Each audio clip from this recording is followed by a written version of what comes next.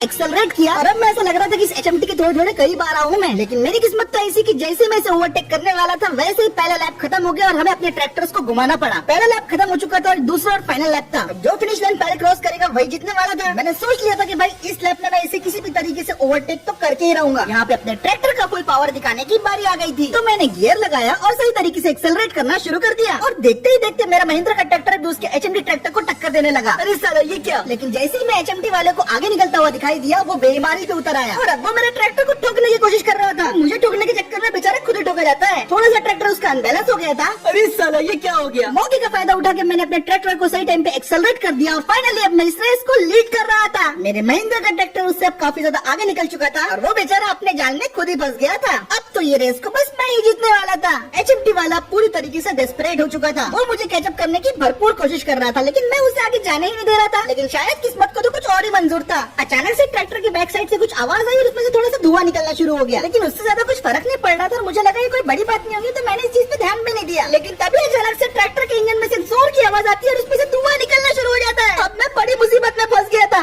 Tractor बुरी तरीके से हिल रहा था और इंजन में से भयानक आवाज आ रही थी। रेस खत्म होने में बस 1 किलोमीटर रह गया था, लेकिन ट्रैक्टर का इंजन खराब होने की वजह से वो एचएमटी वाला आगे जा रहा था और फिर भी मैं किसी तरह अपने ट्रैक्टर को आगे रख रहा था और एचएमटी वाले को बिल्कुल भी आगे जाने का मौका नहीं दे रहा था।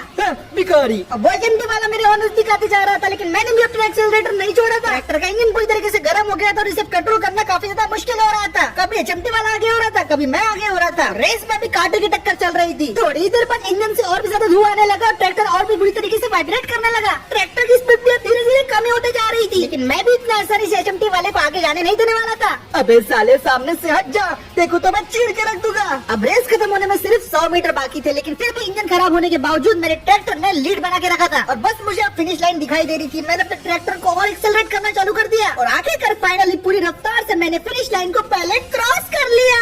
फाइनली ये रेस मैंने जीत ली थी।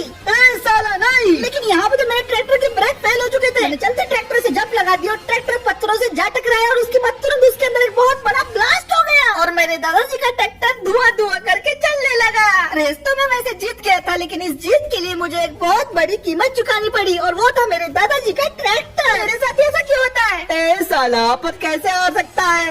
कैसे हार सकता है? अपना इतना अच्छा ट्रैक्टर कैसे हार गया?